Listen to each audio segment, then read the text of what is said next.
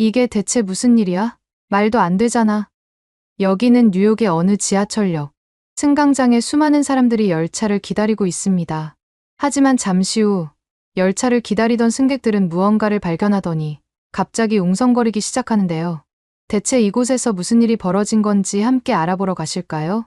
잠깐 1초 만에 누를 수 있는 좋아요 버튼만 눌러주시면 영상 제작에 큰 힘이 됩니다. 안녕하세요. 저는 미국에서 손꼽히는 명문대를 다니고 있는 소피아입니다. 요즘 저는 그 누구보다도 한국어에 푹 빠져 있는데요. 처음에 한국어를 알게 된 계기는 별게 아니었어요. 세계 언어의 구조라는 재미있는 교양 과목으로 소문난 수업을 듣게 된 것이 계기였습니다. 최근 교수님께서는 동아시아 관련 언어에 대해 중점적으로 설명을 해주고 계세요. 이전 수업에서는 일본어와 중국어에 대한 수업을 들었는데 저는 동아시아 언어를 보면서 혹시 쉽게 배울 수 있는 언어가 있으면 한번 배워볼까 하는 생각을 했어요. 처음 일본어를 접했을 때 동글동글 귀여운 히라가나 글자들을 보고 꽤 귀엽다고 생각했어요. 하지만 히라가나뿐만 아니라 카타카나까지도 외워야 하고 거기서 그치는 게 아니라 한자까지 외워야 언어를 구사할 수 있다는 걸 알고는 많이 어렵다고 느꼈습니다. 그런데 중국어의 형태를 배워보고 나서야 일본어는 그래도 애교 수준이라는 걸 깨달았어요. 중국어는 일본어에 비해 훨씬 더 많은 한자를 외워야 한다는 걸 알게 됐거든요.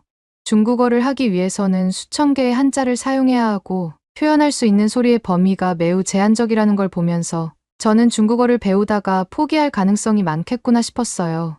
그래서 결국 동아시아 언어 중에서 제가 직접 배워볼 수 있는 언어는 없을 것 같다고 생각하고 있었는데 교수님께서 한국어 수업을 해주시면서 제 생각이 완전히 바뀌었어요.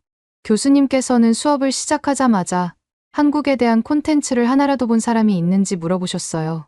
강의실 안에는 정말 수십 명 이상의 학생들로 가득 차 있었는데 놀랍게도 3분의 2 이상 되는 사람들이 손을 번쩍 들면서 한국 영화나 드라마를 많이 본다고 대답했고 K-팝을 좋아한다는 학생들도 꽤 많았어요. 사실 저는 지금까지 한국 관련 영상들을 아무것도 본 적이 없어서 손을 들지 못했어요. 하지만 그 순간 제가 생각했던 것 이상으로 한국이 정말 인기가 많다는 걸 깨닫게 되더군요. 한국과 정반대에 떨어진 미국이라는 나라에서 한국이 어떻게 이렇게까지 인기가 많은지 정말 호기심이 생겼고 흥미로웠어요. 교수님께서는 최근 CNN에서 방송한 내용을 언급하시면서 한국어 학습이 지금 세계적인 인기를 끌고 있다고 설명해 주셨어요. 또 한국어가 세계에서 가장 빠르게 성장하는 언어 중 하나가 되었다고 하셨습니다. 그러면서 교수님께서는 전 세계에서 가장 많이 사용되는 언어는 영어, 중국어, 스페인어라고 할 수 있는데 한국어가 과연 세계학습 언어 순위에서 몇 위를 차지할 것 같냐고 물어보시더라고요. 주변에서 학생들이 200이다, 150이다 등 다양한 답변들을 했지만 대부분 한국어를 다들 100위 이상으로 생각했어요. 그렇게 생각할 수밖에 없는 게 한국인의 인구수가 전 세계에서 극소수이기 때문이었어요. 아무래도 보통 언어가 차지하는 순위는 그 언어를 사용하는 인구의 수와 비례하긴 하니까요. 저도 전 세계에는 약 7,000개 정도의 언어가 있다고 들었는데 5천만 명 인구수로 이루어진 한국어가 여기서 100위 정도면 정말 많이 올라왔다고 생각했어요. 그런데 교수님께서는 학생들의 답변에 아무도 맞추지 못했다는 표정을 보이시더니 놀랍게도 한국어의 학습 언어 순위가 7위를 차지하고 있다고 말씀하셨어요. 이어서 교수님께서는 한국어가 중국어 같은 전통적인 언어들보다 더 빨리 성장하고 있다고 말씀해 주셨고 중국어와 일본어가 큰 비중을 차지했던 아시아의 언어 판도가 한국어로 인해 크게 바뀌었다고 설명해 주셨어요. 이 정도 속도면 10년 안에는 한국어가 5손가락 안에 들어올 것 같다는 말도 덧붙여 주셨어요. 교수님께서는 이런 세계의 흐름을 따라가고 싶으면 한국어를 배우는 게 좋다고 추천해 주셨습니다. 또 꿀팁으로 한국에 있는 영화와 드라마 같은 콘텐츠가 매우 재미있기 때문에 이것들을 활용하면서 한국어를 익히면 빨리 익힐 수 있을 거라고 알려주셨답니다. 그렇게 교수님이 설명해 주시는 도중에 갑자기 저 멀리서 한 학생이 손을 번쩍 들더니 한류 말고도 한국어가 인기가 있을 수밖에 없는 이유가 따로 있는지 물어봤어요. 저도 내심 궁금했는데 잘 됐다 싶더라고요. 한국어가 뜰 수밖에 없는 이유가 단순히 한류에만 있지 않을 거라는 생각이 들었거든요. 교수님께서는 빙그레 웃으시면서 당연히 있다고 대답하셨어요. 그리고는 설명을 시작하셨는데 그 내용이 정말 놀라웠어요. 교수님께서는 한국어의 기반이 되는 한글이 익히기 너무 쉽다고 설명을 해주셨어요. 한글은 훈민정음을 통해 창제된 문자인데 발음 기호와 일치하는 독특한 문자 체계를 가지고 있다고 설명해 주시더군요. 각 글자가 한 음절을 표현하고 자음과 모음이 결합해서 글자가 만들어진다고 하셨어요. 더 신기한 건 한 글자음이 발음기관을 본떠 만들었다는 거예요. 모음은 하늘과 땅 그리고 사람을 본떠 만들었다고 하시는데 너무 신기하더라고요. 이런 과학적인 원리 때문에 문자 구조가 매우 체계적이라고 하시던데 저는 그 얘기를 듣고 정말 감탄했어요. 어떻게 언어를 이렇게까지 과학적으로 만들 수 있는 건지 한글을 만드신 분이 정말 대단하다고 생각이 들었습니다. 거기다가 한글은 24개의 자음과 모음으로 구성되어 있는데 이게 규칙적으로 결합되어 문자가 형성된다고 하시더군요. 여기서 더 놀라운 건 한국어로 표현할 수 있는 음절의 수였어요. 일본어는 약 100개 정도밖에 안 되고 영어와 중국어는 수천 개의 음절밖에 안 되는데 한국어는 무려 11,172개의 음절을 표현할 수 있다고 하시는 거 있죠. 얼마나 많은 건지 도저히 상상이 안 가더라고요. 이것 때문에 다양한 소리와 발음을 정확하게 표기할 수 있다고 하시는데 이런 언어를 한번 배워보고 싶다는 생각이 그때부터 들었습니다. 교수님께서는 한글이 가지고 있는 이런 과학적인 이점들 때문에 푹 빠지셨다고 하셨어요. 심지어 지금까지도 계속 공부하고 계신다고 하더라고요. 그때 갑자기 저 멀리서 한 학생이 손을 번쩍 들더니 이해할 수 없는 말을 하기 시작했어요. 딱 보니 중국 학생으로 보이는데 그 학생이 한글은 사실 중국에서 유래됐다고 주장하더군요. 강의실이 순간 웅성거리기 시작했고 교수님은 살짝 어이없다는 표정으로 그 학생을 바라보셨어요. 교수님께서 그 학생에게 어떤 근거로 한국어가 중국에서 유래됐다고 생각하는지 물어보셨습니다. 그러자 그 학생은 한국어가 중국 동북부 소수민족 언어와 유전적 연관성이 있다느니 단일한 조상어에서 분화됐다느니 하는 주장을 펼치기 시작했어요. 심지어 66년 전에 11명의 국어학자들이 공동으로 발표한 논문에서 중국 동북 지역이 한국어의 기원지라고 결론지었다고 말하더라고요. 그 말을 듣던 교수님께서는 피식 웃으시더니 정말 재미있는 말씀을 하셨어요. 아마 한글을 창제하신 세종대왕께서 후에 이런 중국인들이 있을까 싶어 훈민정음 서문에 나란말씀이 둥귀게 달아 문자화로 서로 사마띠 아니할세라는 말을 적은 것 같네요. 라고 하시는 거예요. 저를 포함한 모든 학생들이 도대체 무슨 말씀을 하시는 거지 하는 표정으로 교수님을 쳐다봤어요. 그러자 교수님께서 이어서 설명해 주셨습니다. 그 말은 훈민정음이 중국어와 달라 한자와 서로 통하지 않으니라는 뜻이라고 하시더라고요. 쉽게 말하면 이미 훈민정음이 만들어지기 전부터 한글은 중국과 다르다는 말이 떡하니 적혀 있다는 거죠. 교수님께서는 중국 학생에게 자신에게 직접 보여줄 수 있는 논문을 지금 당장 찾아올 수 있냐고 물어보셨어요. 그리고 원한다면 교수님께선 바로 증거를 보여주겠다고 제안하셨습니다. 그 중국 학생은 얼굴이 시뻘개진 채로 갑자기 입을 다물고 아무 말도 하지 않더라고요. 교수님은 휴 하면서 아주 조용히 한숨을 푹 내쉰 채 다시 강의를 이어나가셨어요. 저는 교수님께서 하신 말씀 중에 이 부분이 꽤 흥미로웠는데 앞으로는 한국어가 공용어가 될 수도 있다는 거예요. 현재 UN 6대 공용어는 영어, 프랑스어, 스페인어, 러시아어, 아랍어, 중국어래요. 그런데 교수님 말씀으로는 추후에 여기에 한국어가 추가될 수도 있다고 하셨어요.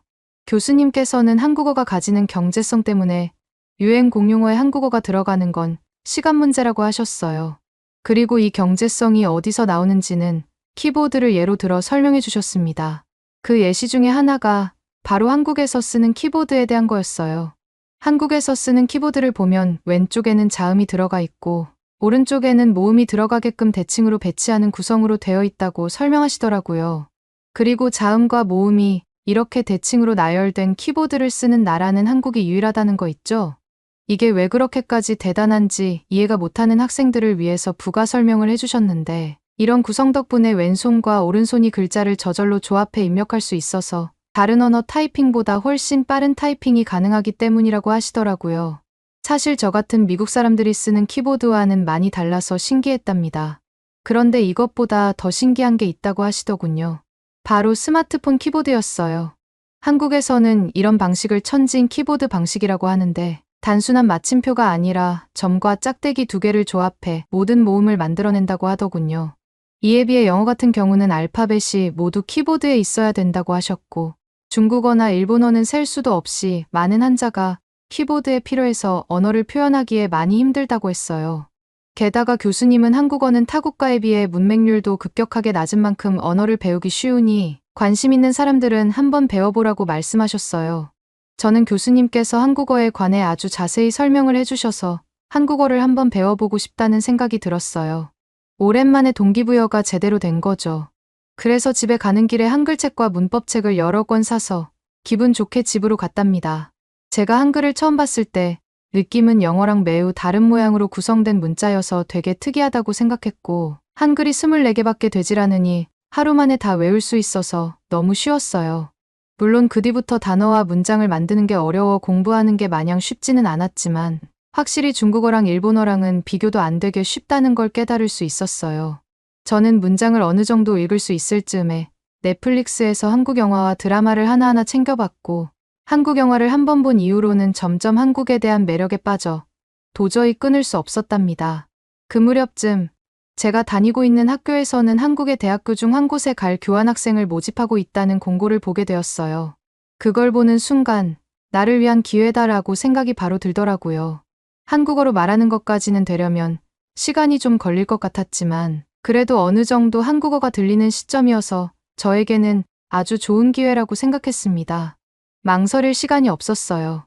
바로 학과 사무실로 뛰어갔습니다. 저는 너무 숨이 차서 헉헉거리는 와중에 신청서를 작성하면서 혹시 한국 교환학생 신청하러 많이 왔냐고 여쭤봤어요. 담당하시는 분이 웃으시면서 이미 꽤 많은 학생들이 왔다 갔다고 하시더군요. 그때부터 어찌나 불안하던지 정말 결과가 나오기까지 정말 긴장되고 초조했어요. 오죽하면 밤에 잠도 제대로 못 잤다니까요. 지원하는 학생들이 생각보다 많고 경쟁률이 꽤 높다 보니 제가 될 수 있을까 싶었거든요. 혹시 떨어지면 어쩌지라는 생각에 조마조마했답니다. 드디어 결과 발표 날이 왔어요. 떨리는 마음으로 결과를 확인했는데 두 눈을 의심했어요. 제가 한국으로 갈 수 있게 된 거 있죠? 4주밖에 되지 않는 짧은 기간이었지만 저는 한국에서 즐길 수 있는 건 다 즐기고 와야지 하고 생각했어요. 그래서 한국에 가면 뭘 해야 될지 계획을 짜기 시작했습니다. 밤새 인터넷을 뒤지면서 한국의 맛집, 관광지, 문화체험 장소 등을 찾아봤어요. 하도 설레서 잠도 잘 오질 않더라고요. 그렇게 한국으로 가게 되는 날이 되었고, 한국에 도착하자마자 약 한 달 동안 다니게 될 학교를 직접 보러 갔는데 학교를 보자마자 깜짝 놀랄 수밖에 없었어요. 미국에 비해서 한국이 작은 나라니까 당연히 캠퍼스 크기가 반의 반밖에 안 될 줄 알았는데 제가 다니는 학교랑 크기가 매우 비슷했거든요. 캠퍼스의 조경도 잘 되어 있어서 주변을 둘러봤어요. 몇 분 걷다 보니 생각한 것보다 캠퍼스가 너무 커서 버스를 타고 다니지 않고는 걸어 다니기 힘들더군요. 짧은 기간이지만 한국에서 공부할 수 있다는 사실에 정말 감사하다고 생각했고 기대가 되었어요. 드디어 첫 수업날이 되었고 전날부터 너무 들떠서 잠도 제대로 잘 수 없었답니다. 물론 챙겨야 할 물건을 전날에 이것저것 챙겨놨어요. 오죽하면 첫 수업날 어떤 옷을 입을지까지 미리 옷걸이에 걸어놨다니까요. 이 정도로 설레는 건 정말 오랜만이었어요. 아침에 일어나자마자 준비해놓은 것들을 가지고 빨리 밖으로 나왔는데 뭔가 찝찝하게 뭘 하나 빠뜨린 느낌이 계속 났어요. 첫 강이라서 설렘에 느끼는 불안감이라고 생각해서 별 대수롭지 않게 생각했습니다. 학교 가는 길에 뭔 일이 날까 싶더라고요. 하지만 그 생각도 잠시 학교로 가는 버스를 타는 순간 큰일 났다는 생각이 들었어요. 분명 한국에 오자마자 버스랑 지하철을 타고 다니기 위해서 티머니 카드를 구매하고 심지어 충전까지 꽤 많은 돈을 해놨는데도 불구하고 그 카드를 챙겨오지 않아서 버스 카드를 찍을 수 있는 수단이 아무것도 없었거든요. 그 순간 머리가 하얘지면서 등 뒤에는 식은땀이 주르륵 흐르는 것 같더군요.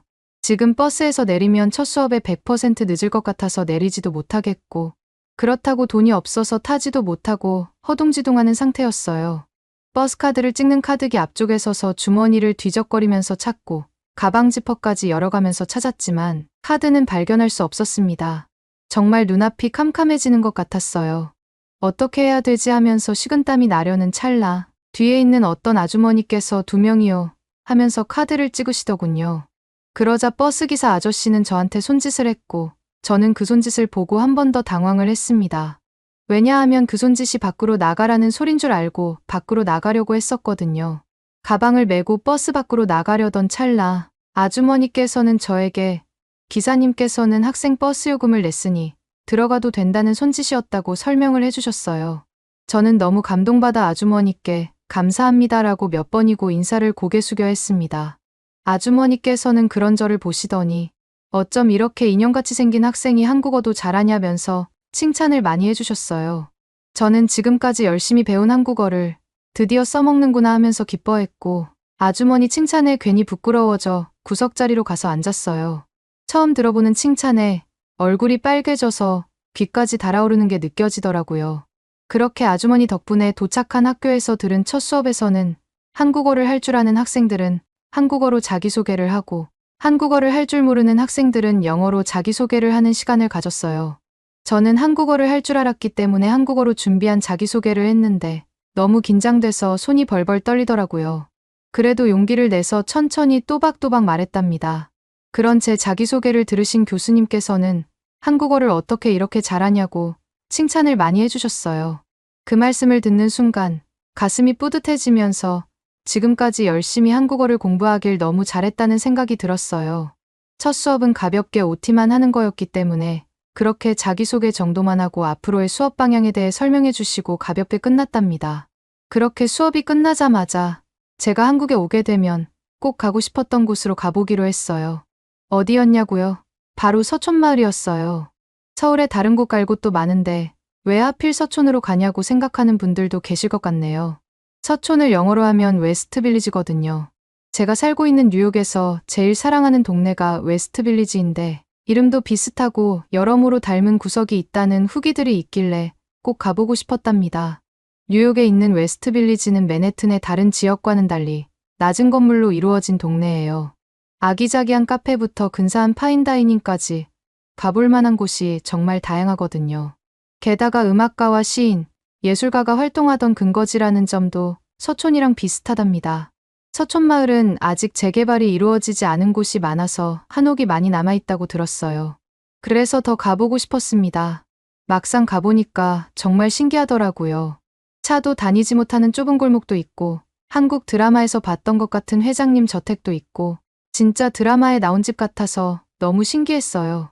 서촌을 둘러보고 나서 다음으로 간 곳은 인사동 거리였어요.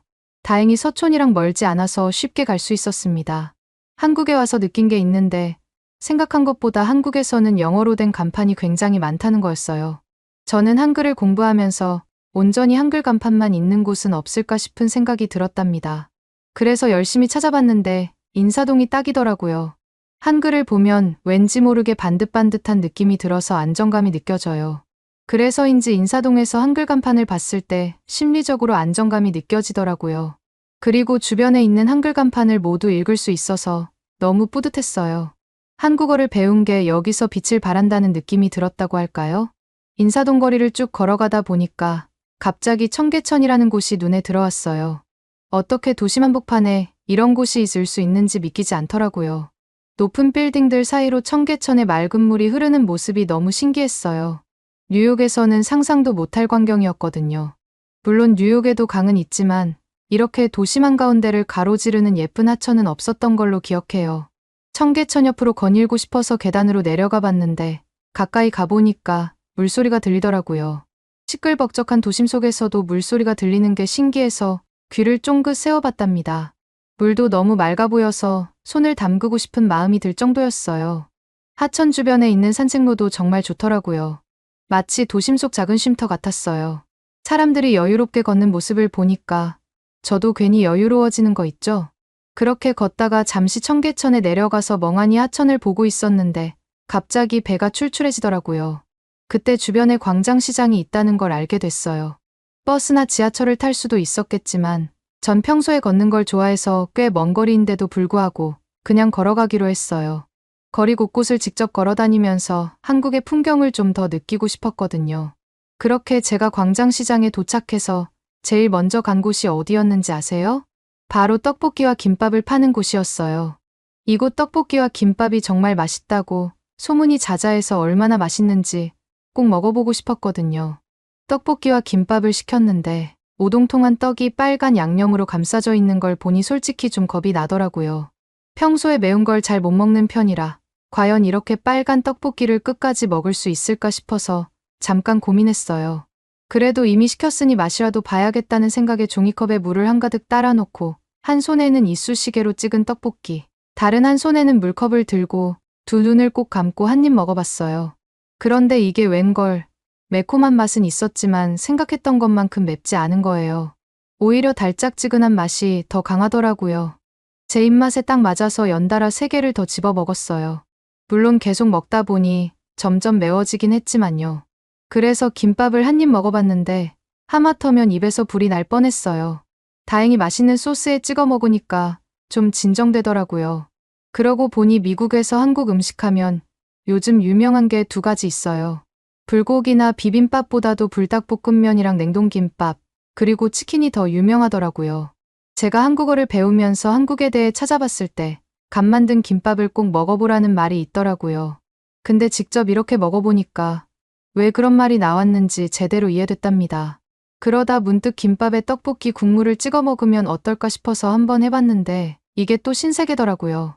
떡볶이랑은 또 다른 맛이 나서 새로운 김밥의 맛을 느낄 수 있었어요. 혼자서 김밥이랑 떡볶이를 시켰는데 싹싹 비울 정도로 맛있게 먹었답니다.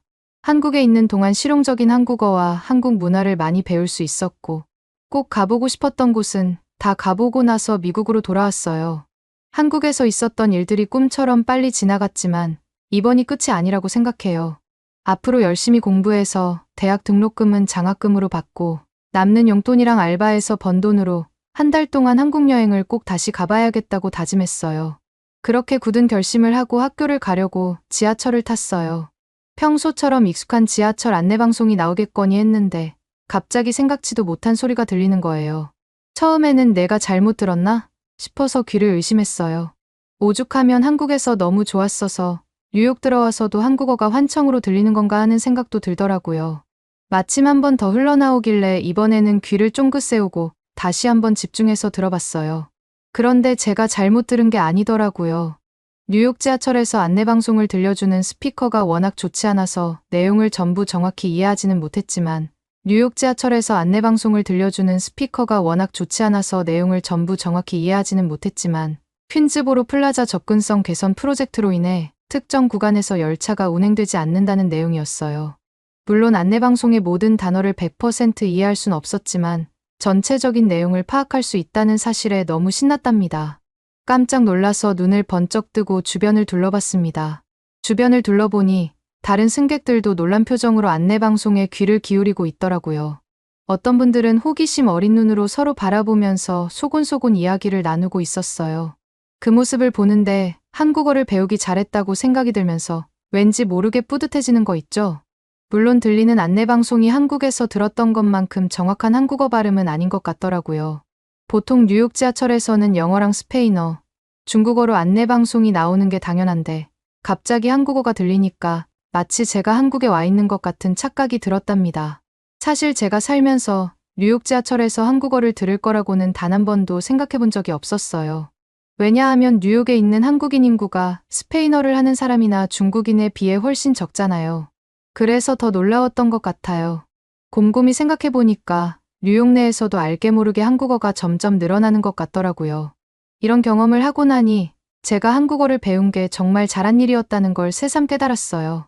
그리고 이전에 교수님께서 한국이 전 세계에 영향력을 끼치고 있다고 하신 말씀이 생각나더라고요. 그래서 그러는데 갑자기 요즘 고민이 되는 부분이 하나 있어요. 한국어를 배우다 보니 한국어를 사용하는 일을 제가 살고 있는 미국에서도 할 수 있고 한국에서도 할 수 있을 것 같단 말이죠. 미국에서 계속 살게 되면 익숙하다는 장점이 있고 한국에서 살면 훨씬 편하게 한국 특유의 인프라들을 누릴 수 있다는 장점이 있어 보여서 정말 고민이 되네요. 여러분들이라면 어디를 선택하실 것 같으신가요? 조언해 주시면 감사하겠습니다. 오늘의 사연은 어떠셨나요? 오늘의 사연이 마음에 드셨다면 좋아요만 한번 눌러주세요. 1초밖에 안 걸리지만 좋아요를 한번 눌러주시면 더 좋은 사연을 소개해드리는데 큰 힘이 된답니다. 긴 영상 시청해주셔서 감사합니다. 오늘도 행복한 하루 보내세요.